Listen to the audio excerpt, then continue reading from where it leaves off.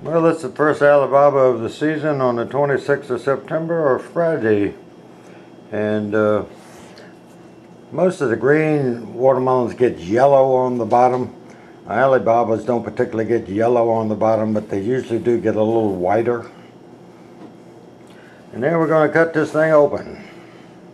We'll get my bride with the knife, which is dangerous, to do the cutting.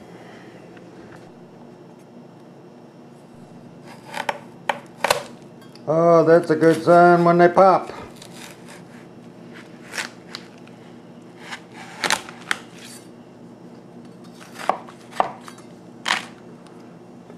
I think that's a passable one.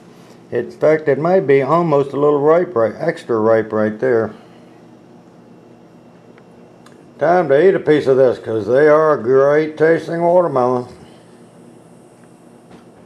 And with this one was only 7¼ pounds we weighed it, and it's about enough for 3 hungry people, 4 people that aren't. And it could be a little sweeter, but it's edible, especially right out the garden and not cold. Today's Friday the 26th September. I haven't been down there since Sunday, and I was going to come down Wednesday to water, but it rained Wednesday and Thursday for only about 1/4 of an inch. It was mostly a drizzle.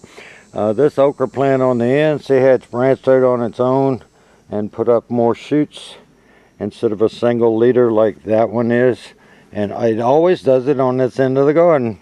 Now I know it gets more sun, but I don't know why. But see, there's an extra shoot on its own, extra one there, an extra one there. And these would are just about, this one's about 6 feet tall. You can look down through there. Those are maybe just over 6, but you can see how short the other ones are. And of course with okra, they grow so fast that you should pick it maybe just a little bit longer than that one.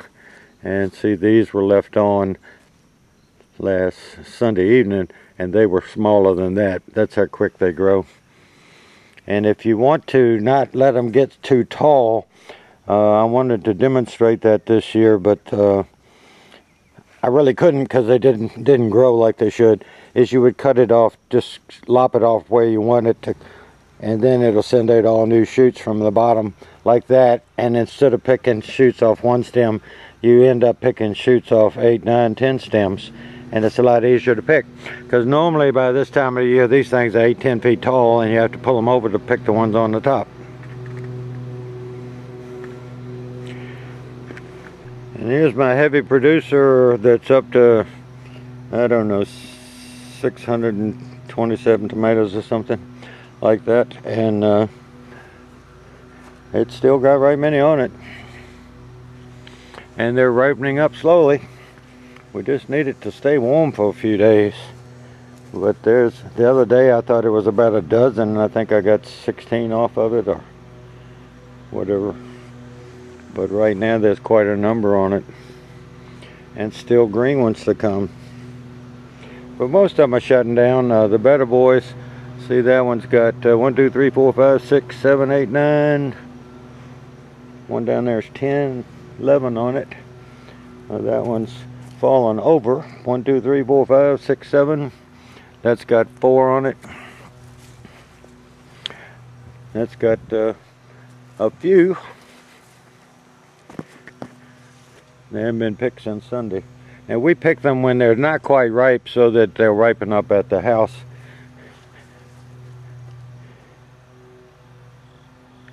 And we still have enough to pick now for all that we want to eat. This one's been leaning over for quite some time. That one has got 4 on it that's turning color, and I don't see a lot of green ones on it. We'll probably pick the corn this weekend. It's coming up on 90 days, I think. And we're down here today because my wife's off on Friday. She has to work a weekend day tomorrow, 1 a month. And we're going back tonight. It's nice that it's only about a 45-50 minute drive each way. And then we'll come back after she gets off work tomorrow and stay down Sunday. And they're Green beans are starting to set a few beans now that we've opened it up, which is nice. We'd like to get a few off of it. We still have some left in the freezer from last year when we put up, I think, 55 quarts. And the 4th of July is still producing. Everything's slowed down because it's been so cool. It got down to the upper 50s the other night, but there's still a lot of green ones on here, so we'll have them up to frost. Nice thing about a hybrid indeterminate tomato is you can pick them all the way up till frost. With this cold weather, Calla Lily shut down. They don't like it under 55. And these are still hard, but that stem's dying. And from lack of water. And these are still viable, but they're turning to a lighter green. And this Dahlia, we can't keep it up, and it's falling over. And look at those gorgeous flowers sitting on it. I wish there's some way I could get this thing to sit up where without breaking off the bottoms, but it's close to stopping production. Well, it's Sunday morning, the 28th of September, and you might not appreciate this as much as people who have a place on the water, but look at that water this morning. What a gorgeous morning. Nice sky, and the river is like glass.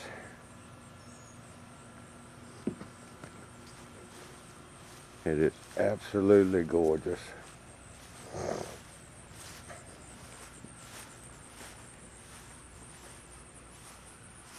Absolutely gorgeous. And breakfast is served. We have scrambled eggs and blueberry strudel cake mix and sausage, and the blueberries, they had some in the mix and we put some of our fresh ones in it. Well, frozen fresh ones. Well, that's our cone harvest on the 28th of September on a Sunday, and we pulled all the stalks, cut down some of the weeds that were around the edge of it. And this is all the corn stalks, and we do cheat. You can do it with a machete, but you can also do it with a battery-powered recip saw. And cut them up. The smaller they are, the easier they are to compost. And I've cut some grass on the front side, and I'm going to put that on top of it.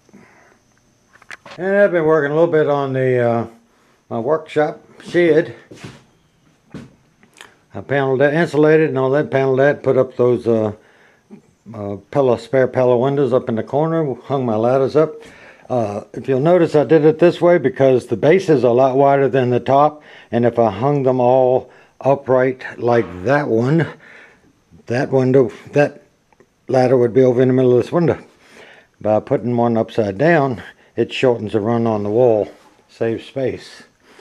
And I've run that outlet wiring all the way up and across and over. I've run wiring over to there. This is all the wiring, and installed the box. Get away from that door and you could actually see something with the light.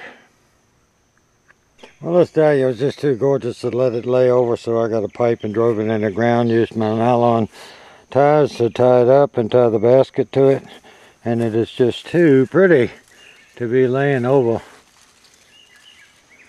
Look at these little things. And it was laying down there. Has a little dirt and ant on it. Pretty flowers. Well, that's 6 of the melons we picked, and we put one across the street there, running in the 7 to 8 pound category. The one across the street was just over 9. Alibaba's, the bottom end, is 10 pounds and up. And I've heard people say they've grown them 38 pounds. The biggest we ever grew was 25. And on the 28th of September, a Sunday, it's 5:30 on the East Coast.